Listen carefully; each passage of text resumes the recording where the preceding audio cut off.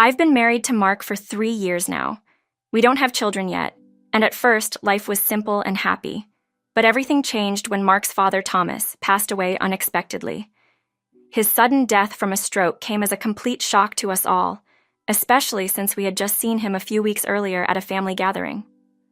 Mark and I were living in a different city at the time, miles away from his family. His father's death hit him harder than I could have anticipated, and it felt like everything spiraled out of control after that. During the funeral, Mark's Aunt Clara pulled me aside and said something that left me speechless. She told me that Mark, as the only son, was expected to return home and be there for his mother, Jennifer. She said that Jennifer would need him now more than ever. Clara's words weighed on me, especially because I knew how difficult Mark's relationship had been with his mother. Jennifer and I never saw eye to eye, but I tried to keep the peace for Mark's sake. Mark didn't even ask me how I felt about the idea of moving closer to his family. Without any discussion, he decided to transfer his job to a location near his mother's house. When he told me, I was furious. I had no say in this huge life decision.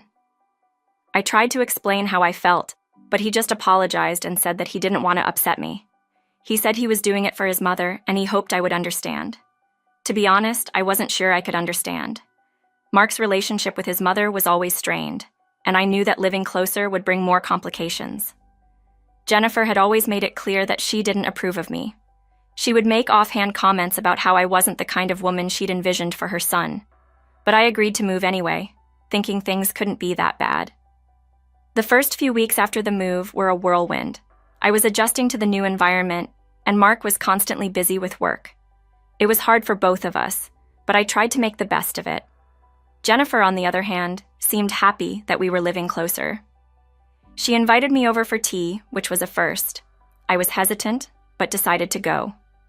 When I arrived at her house, she was sitting in the living room with her daughter, Sarah, and a few other relatives. The atmosphere was tense, and I immediately felt uncomfortable. Sarah greeted me with a smile that didn't quite reach her eyes, and Jennifer didn't even stand up when I walked in. Instead, she looked me up and down and said, "I didn't expect you to visit so soon." Her tone was sharp, and I could feel the underlying judgment in her words. I sat down reluctantly, trying to make small talk, but it was clear that Jennifer had something on her mind. After a few moments, she turned to me and said, "I'm glad you're finally here, but I can't help but wonder, do you actually want to be here, or are you just doing it because of Mark?" Her question was blunt, and I was taken aback. Before I could respond, Sarah jumped in, accusing me of being distant and unwilling to make an effort with the family. Her words stung, and I tried to explain that I was simply adjusting to the change. But Jennifer cut me off. "You've always been distant," she said. "I can tell you don't like me, and I've had enough of that." I didn't know how to react. This was not how I had imagined our first meeting would go. I tried to keep my composure, but inside, I was seething. I wanted to shout, to defend myself, but I knew it wouldn't do any good. I had already been branded the outsider, and no matter what I said, it wouldn't change how they viewed me. When Mark came home that evening, he could tell something was wrong. I told him what had happened, but he didn't believe me. Instead, he told me that I needed to make more of an effort with his family. "They've been through a lot, and you can't keep pushing them away," he said. His words stung, but I didn't argue. I just nodded, knowing that no matter what I did, it would never be enough. A few days later, Mark came up with an idea. He suggested that we celebrate Jennifer's birthday together as a way to smooth things over. He thought that if I took the lead and planned the celebration, it would show Jennifer that I was making an effort to be part of the family. I agreed, though I wasn't convinced it would make a difference. I didn't know if any gesture would be enough to earn Jennifer's approval. The day of the dinner arrived, and I felt a growing sense of unease. I had planned the whole evening, made the reservation at a nice restaurant, and invited Sarah and the others. I thought everything was going to be fine, but when we arrived, something felt off. The moment we stepped into the restaurant, I noticed Jennifer and Sarah sitting at the table with a couple of their friends. They didn't even acknowledge us when we walked in, and I could feel the tension hanging in the air. "Happy birthday, Jennifer," I said, trying to sound cheerful, but my voice felt strained. I didn't know if I was trying to convince her or myself that everything was fine. Jennifer didn't even look up. She was too busy talking to her friends, laughing as if we weren't even there. I tried to ignore the feeling of being excluded and took my seat. Sarah looked at me, clearly uncomfortable, but said nothing. The silence between us felt suffocating. I wanted to get up and leave, but I stayed because Mark had asked me to be there. As the evening wore on, I couldn't shake the feeling that I wasn't welcome. Every time I tried to contribute to the conversation, Jennifer and Sarah would redirect it, ignoring me completely. Then, something happened that I didn't expect. A waiter came over to our table looking confused. "I'm sorry, but the reservation was made for 7 people," he said, glancing nervously at our group. I froze. 7? But I had made a reservation for 8. I looked at Mark, waiting for an explanation.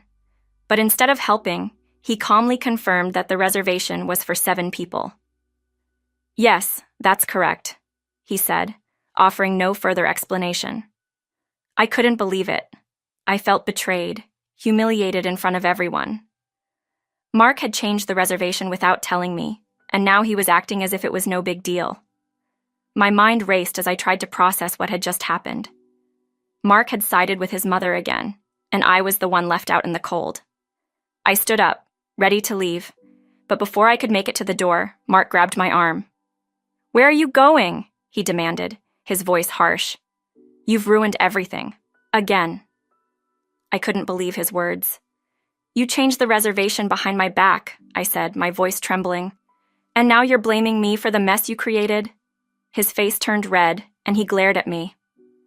"I just wanted to make sure everything went smoothly," he muttered, as if that explained everything. I couldn't take it anymore. I had been nothing but patient, nothing but understanding. But it was clear to me now that nothing I did would ever be enough. Mark had made his choice, and it wasn't me. I walked out of the restaurant not looking back. The next few days were filled with silence. Mark didn't reach out to apologize, and I didn't feel like I could make the first move. The tension between us grew thicker with each passing day, and I realized that I couldn't continue living in a relationship where I was constantly made to feel like an outsider. One afternoon, Mark showed up at my door, apologizing for everything that had happened. He said he had spoken to his mother and admitted that there had been a misunderstanding. He even suggested we go to counseling. But I wasn't sure I could believe him anymore. His actions had already shown me that I didn't matter to him. The final straw came when he asked me to meet with his family again. He told me it was time to put everything behind us and move forward, but I couldn't do it. I couldn't pretend that everything was fine when the truth was it had been broken beyond repair for a long time. I filed for divorce soon after, and Mark was left to pick up the pieces of his fractured family. The process wasn't easy, but I felt a sense of relief as I moved on. Mark never seemed to understand why I left, but I couldn't stay in a marriage that had no foundation. The months that followed were difficult, but I began to heal. In the end, I found happiness in a way I never expected. I reconnected with an old friend from college, and soon we were more than friends. Our relationship grew stronger with each passing day, and before long, we were married. Unlike my previous marriage, this one was filled with love, respect, and understanding. We soon had a child, a beautiful little boy, and we couldn't have been happier. As for my ex-in-laws, I don't think about them anymore. My life is finally mine to live, and I have no regrets. The toxicity I once thought I could never escape from is now a distant memory.